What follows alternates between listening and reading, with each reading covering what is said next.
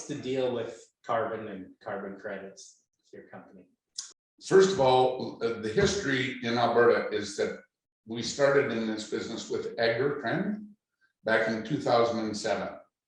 And Alberta was the first province, and still is really, to have emissions regulations with large final emitters within this province. So at the time, Alberta was the biggest emitter of, provincially, the biggest emitter of greenhouse gases in Canada. And anybody with two brain cells that'll collide on occasion would say, well, that doesn't seem right, because we only have, what, 3.5 million, 3.8 million people. Everybody lives down east.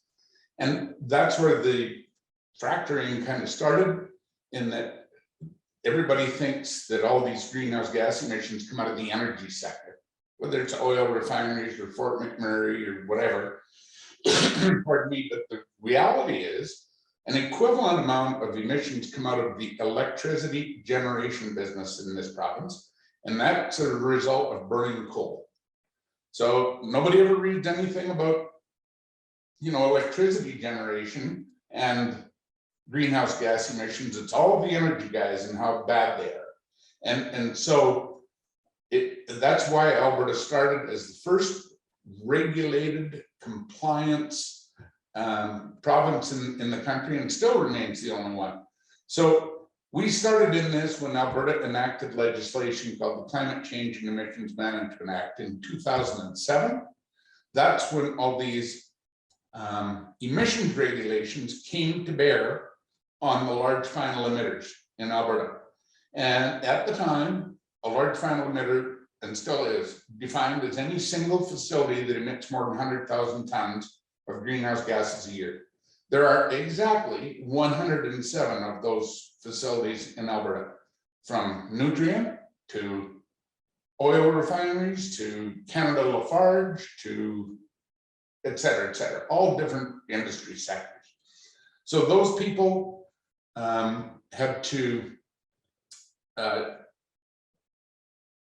create a baseline, which was an average of their 3 years of emissions prior to 2007.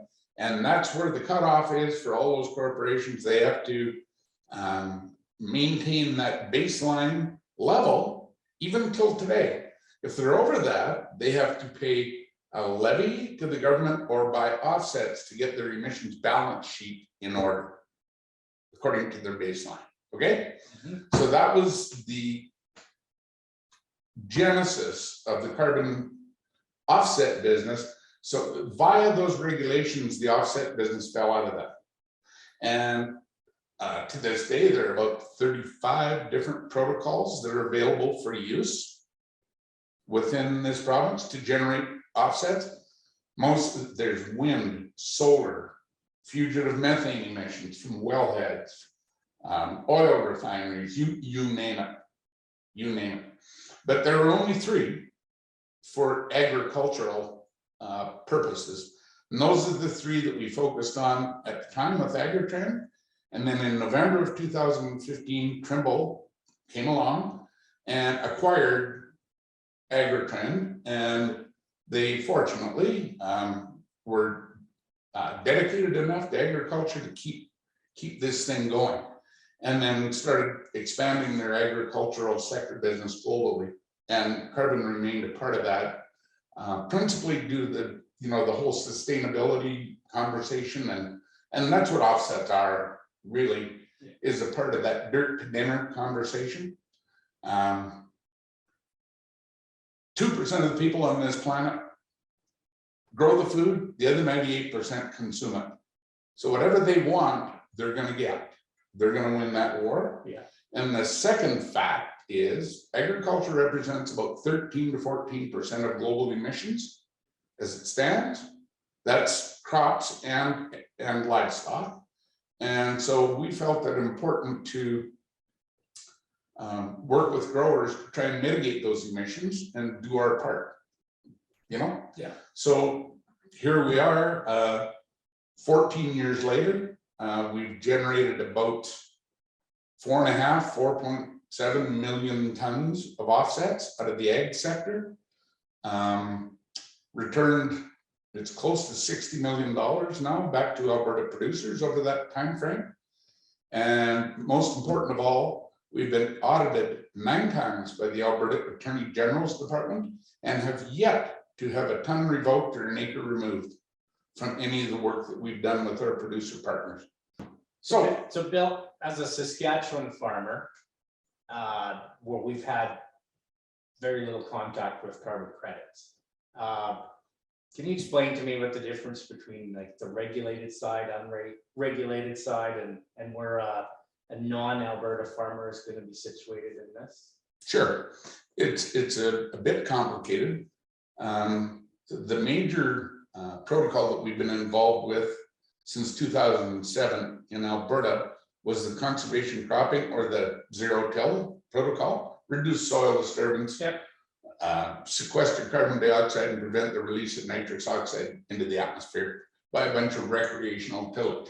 Okay, so that's what we've been doing in Alberta for 14 years, primarily, and everything was going good, the price going up, and in 2021, we were returning about $2.25 to $2.40 per acre to our farmer partners.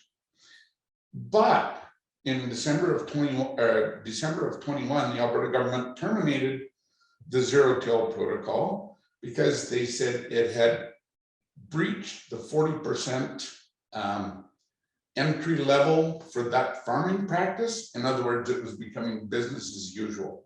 So they terminated it, which everybody, including some Department of Agriculture folks, are very upset here because of the market penetration level that the Alberta government set at 40%.